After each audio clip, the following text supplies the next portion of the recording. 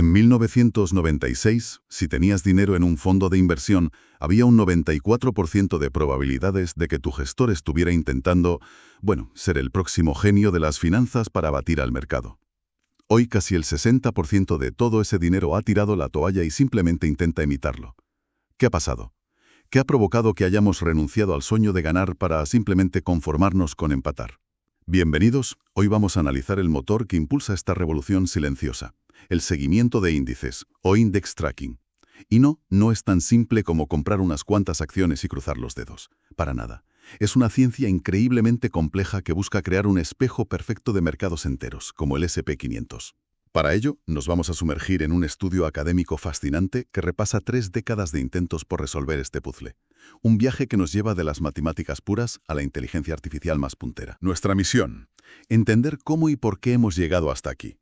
Para empezar, creo que hay que entender la magnitud de este cambio de mentalidad. Es que es brutal. Durante décadas, el mantra en la inversión era la gestión activa, encontrar a alguien más listo que el resto, que supiera qué acciones iban a subir. Pero el gráfico que tenemos delante, en agosto del 96, solo un 6% del dinero se conformaba con seguir al mercado, el 94% restante a la batalla. Ahora, mayo de 2024, las tornas han girado por completo, el 59% es pasivo y solo el 41% sigue en la lucha activa. A mí me cuesta pensar en otro sector donde la filosofía dominante se haya invertido de una forma tan radical en tan poco tiempo. Es un cambio tectónico, sí. Y lo interesante es que no se debe a una única epifanía, sino a una acumulación de realidades, digamos, incómodas para la industria financiera tradicional. La primera, y la más fácil de entender, es el bolsillo, los costes.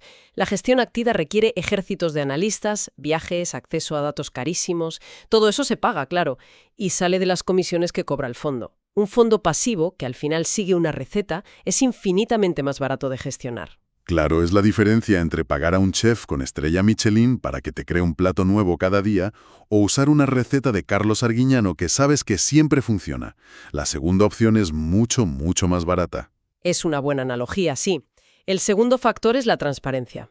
Es mucho más fácil entender qué hace un fondo que replica el S&P 500. Compra las 500 empresas más grandes de EWE y ya. Exacto. Que intentar descifrar la salsa secreta de un gestor estrella.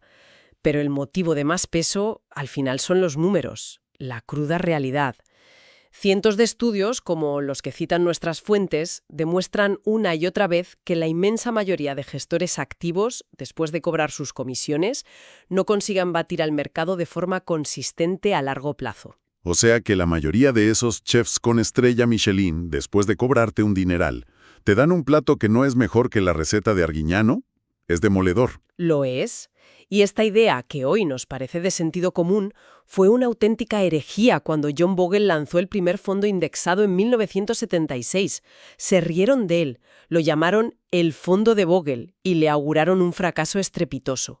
Desafió toda la narrativa de Wall Street que se basaba en la existencia de genios. Y resulta que el genio fue él, precisamente por decir que no hacían falta genios. Exactamente. Y esa herejía se ha convertido en la nueva ortodoxia, en gran parte gracias a los ETFs, los fondos cotizados. El gráfico de crecimiento que tenemos es una locura.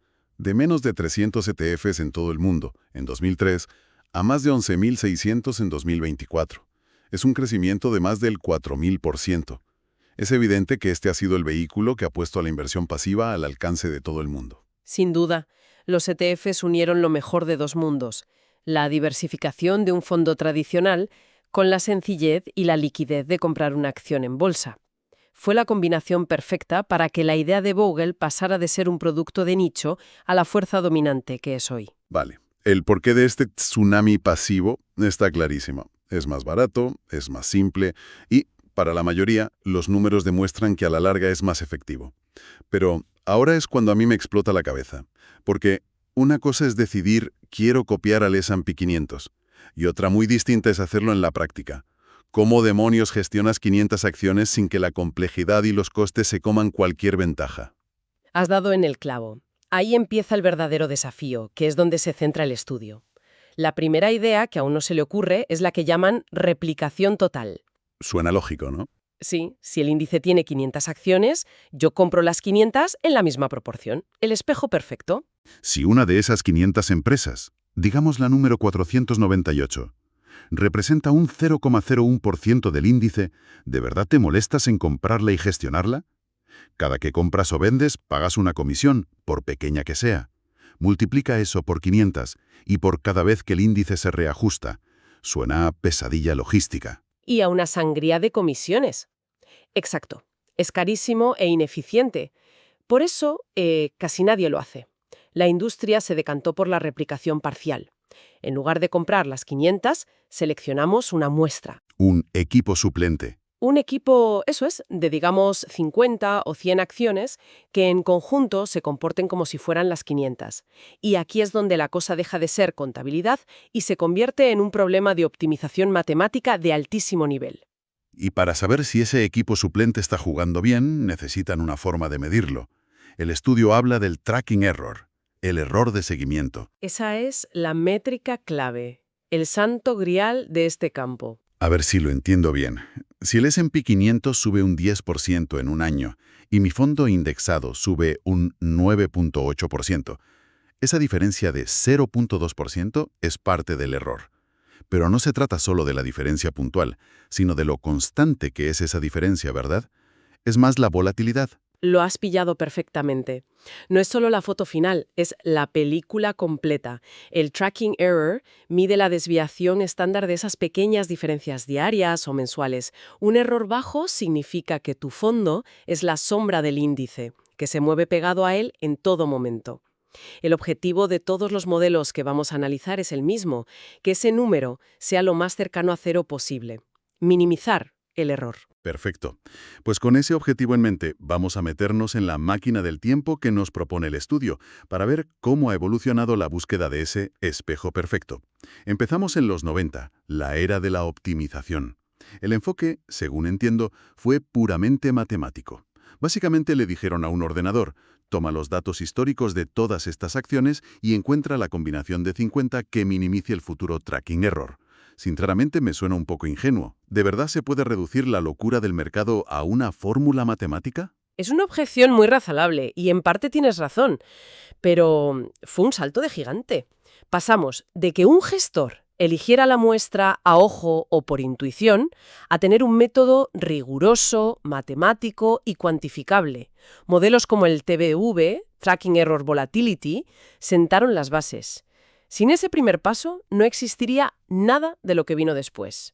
Ahora bien, las limitaciones eran enormes. Como dices, se basaban en el pasado y si el futuro es diferente, que siempre lo es, el modelo sufría. ¿Y dónde se rompía el invento? ¿Cuál era el punto débil? Se rompía cuando intentabas añadirle condiciones del mundo real. Por ejemplo, la famosa restricción de cardinalidad. Que suena complicadísimo. Pero no es más que decirle al modelo: oye, de todas las acciones posibles, solo puedes elegir un máximo de 50. En ese momento, la complejidad matemática se disparaba.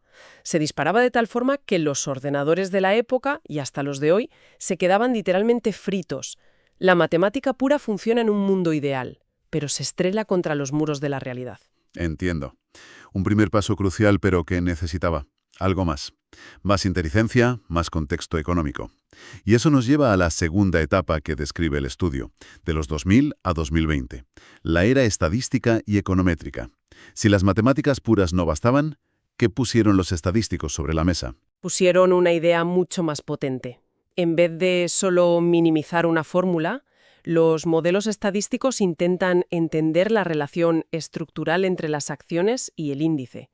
Por ejemplo, en lugar de tratar a todas las acciones por igual, empiezan a usar técnicas como la regresión para ver qué combinación de acciones explica mejor el comportamiento del S&P 500 en su conjunto. O sea, no solo buscan minimizar el error, sino entender de dónde viene y qué lo causa. Justo. Y aquí aparecen herramientas fascinantes. El estudio destaca una, la cointegración. Es un concepto potente, pero la idea, en el fondo, es intuitiva. Trata de identificar acciones que tienen una relación de equilibrio a largo plazo con el índice. A ver si lo visualizo. Es como buscar acciones que sean el perro fiel del índice, que aunque a veces se despiste un momento para oler una farola, sabes que a la larga siempre va a volver al lado de su dueño y caminar junto a él. Esa es la mejor analogía que he oído. Exactamente eso. Encontrar esas acciones perro fiel te da una cartera muchísimo más robusta, porque sabes que aunque haya volatilidad a corto plazo, su relación con el mercado es estable. Me gusta esa idea. Luego surgieron otras técnicas de regularización, como una muy famosa llamada lazo. Suena a vaqueros. ¿Qué hace el lazo? Pues, en cierto modo, actúa como un lazo de vaquero. El modelo empieza con un montón de acciones candidatas y el lazo va atrapando y eliminando automáticamente aquellas que solo añaden ruido y complejidad, pero no aportan valor real a la hora de replicar el índice. Es una forma muy inteligente de simplificar la cartera, de quedarse solo con lo esencial. Vale, esto ya es otro nivel. Tenemos modelos que entienden relaciones a largo plazo, que simplifican las carteras de forma automática. Sinceramente, parece que el problema ya estaba bastante bien resuelto. Y sin embargo, el estudio nos habla de una tercera era, la actual, la del Machine Learning y la IA. Después de todo este arsenal estadístico, ¿por qué necesitábamos otro cambio? ¿Qué demonios puede ver una IA que se le escape a un modelo de cointegración? Mi apuesta sería que la IA simplemente arrasa con todo lo anterior. Tu apuesta es la de todo el mundo, y es lógica. La necesidad de la IA surge de una verdad incómoda. Las relaciones en los mercados no son estables. El perro fiel de tu analogía un día puede decidir perseguir a un gato y no volver. O la relación cambia. Exacto. La relación entre el petróleo y las aerolíneas no es la misma en tiempos de paz que durante una crisis energética. Los modelos estadísticos, por muy listos que sean, asumen cierta estabilidad en esas relaciones. Y la IA no necesita asumir nada. Exacto. Una red neuronal no parte de ninguna teoría económica. Tú le das una cantidad ingente de datos, precios, volúmenes, noticias, lo que sea, y ella sola aprende a identificar patrones. Aprende a ver relaciones no lineales, complejas, que para un humano o un modelo estadístico son invisibles. Puede detectar que la relación entre Apple y el índice cambia sutilmente dependiendo de lo que dice el presidente de la Reserva Federal, y lo hace sin que nadie se lo haya programado. Pero eso me lleva a la gran crítica que se le hace siempre a la IA, la caja negra. Si el modelo aprende solo y no podemos entender del todo su lógica, ¿no da un poco de vértigo meter ahí el dinero de millones de personas? Es el gran debate. Modelos como los autoencoders que menciona el estudio aprenden a crear una versión comprimida del mercado, identificando los factores ocultos que de verdad mueven los precios. Es increíblemente potente, pero sí, pierdes interpretabilidad. La cuestión es si prefieres un modelo que entiendes, pero que es menos preciso, o una caja negra que funciona mejor. Y eso nos lleva directamente al gran enfrentamiento que plantea el estudio. El combate del siglo. Porque no se limitan a describir los modelos, los ponen a pelear. 29 modelos distintos, de las 3 eras, probados con 10 años de datos reales del S&P 500. Después de esta escalada tecnológica, de las mates a las redes neuronales, el resultado tiene que ser una victoria aplastante de la IA, ¿no? Pues aquí viene el giro de guión, y es lo más brillante del estudio. La respuesta es un rotundo no. No hay un ganador único y absoluto. Lo que emerge es un fascinante equilibrio de compromisos, un trade-off. El mejor modelo depende enteramente de lo que estés buscando, de cuál sea tu prioridad. El estudio corona a 3 campeones, uno de cada era. Esto es increíble. A ver, desglosemos a esos campeones. ¿Quién gana la medalla de oro en precisión pura y dura? El campeón de la precisión, el que crea el espejo más perfecto con el menor tracking error, un minúsculo 0,00142, y la mayor correlación, un 99,25%, es el modelo de la primera era, el de optimización matemática, TV. No puede ser. ¿Me estás diciendo que el modelo de los años 90, el que parecía más ingenuo, sigue siendo el más exacto? ¿Significa eso que en 30 años de estadística e IA no hemos conseguido mejorar la precisión pura? Me suena totalmente contraintuitivo. Es chocante, pero los datos son los datos. Si tu único objetivo es la fidelidad absoluta, la matemática pura y dura sigue siendo imbatible. Pero claro, la precisión no lo es todo. Y ahí es donde brillan los otros campeones. Vale, segundo campeón. Supongo que aquí entra la estadística. Correcto. El campeón del equilibrio rentabilidad-riesgo es un modelo estadístico Convex Cointegration basado en esa idea del perro fiel. Este modelo no es el más preciso, su tracking error es un poco mayor, pero consigue la mejor rentabilidad ajustada por riesgo, medida por los ratios de Sharpe y Sortino. Se desvía un poquito del índice, pero parece que lo hace de forma inteligente, generando un pequeño extra de retorno por cada unidad de riesgo que asume. Entendido. No es el espejo más perfecto, pero sí el más listo. Ni el más preciso ni el más rentable en bruto, sino el que mejor navega las aguas del riesgo. ¿Y dónde deja eso a la IA? ¿Cuál es su medalla? La IA se lleva la medalla de oro a la eficiencia. El campeón es una red neuronal, DNF. Su precisión es un pelín inferior a la del modelo de optimización, pero su ventaja competitiva es brutal en dos aspectos muy prácticos. Primero, tiene la rotación de cartera más baja. Esto significa que compra y vende mucho menos. ¿Lo que en el mundo real se traduce directamente en un ahorro masivo en comisiones? Exacto. Es como un conductor suave que no da volantazos, frente a un piloto de F1 que corrige la trayectoria cada milisegundo. Al final del año, el conductor suave se ha ahorrado una fortuna en gasolina y neumáticos. Buena analogía. Y la segunda ventaja es la velocidad. El estudio revela que los otros dos campeones, el de optimización y el estadístico, necesitaron más de 18 horas de computación para construir la cartera en cada periodo. 18 horas. Es una barbaridad. La red neuronal lo hizo en minutos. Es la diferencia entre encargar un traje a medida que tarda meses y comprar uno excelente en una tienda que te llevas puesto. Para un gestor de fondos que tiene que tomar decisiones rápidas, esta diferencia es abismal. Entonces, el resumen de la gran batalla es que no hay un ganador, sino un menú a la carta. Si eres un purista obsesionado con la exactitud, te quedas con el cirujano matemático de los 90 TEP.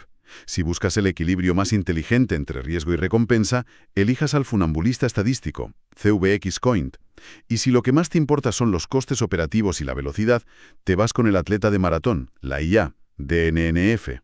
La elección depende de tu estrategia. No podría haberlo resumido mejor. Esa es la gran conclusión. La sofisticación no es una escalera, donde cada peldaño es mejor que el anterior. Es un abanico de herramientas y hay que saber cuál usar para cada trabajo. Recapitulemos este viaje. Empezamos viendo un cambio de paradigma masivo en la inversión, del intento de batir al mercado a la decisión de imitarlo. Un cambio motivado por los costes y, bueno, la cruda realidad de los datos. Luego descubrimos que imitar al mercado es un desafío técnico monumental. Y hemos recorrido la fascinante evolución de las soluciones a ese desafío, desde la matemática pura, obsesionada con la precisión, pasando por la estadística, que introdujo la idea de entender las relaciones económicas para lograr un mejor equilibrio, hasta la IA, que revoluciona el juego con una eficiencia operativa sin precedentes. Y al final, el estudio nos deja con una lección de humildad. No hay una solución mágica. Hay un equilibrio fundamental entre precisión, rendimiento ajustado al riesgo y eficiencia. La tecnología más nueva no siempre es la mejor en todas las dimensiones. Exactamente. La elección correcta no es técnica, es estratégica. Depende de tus objetivos y de tus prioridades. Y para terminar, quiero dejar en el aire una idea que me ha dejado dándole vueltas. Algo que los autores del estudio mencionan casi como una nota a pie de página. Confiesan haber usado IA, concretamente GPT-5, para pulir el lenguaje y la claridad de su propio artículo. Es fascinante. Las mismas herramientas que están analizando para gestionar carteras, las están usando para comunicar su investigación. A medida que la IA se vuelve experta no solo en analizar, sino también en explicar y comunicar, ¿qué significa eso para el futuro del experto financiero humano? ¿Cuál será el papel de un analista o un gestor cuando las herramientas no solo calculan mejor, sino que también comunican casi tan bien como ellos? Es una pregunta abierta, y probablemente la próxima frontera en este campo. Con ella cerramos este análisis. Gracias por acompañarnos.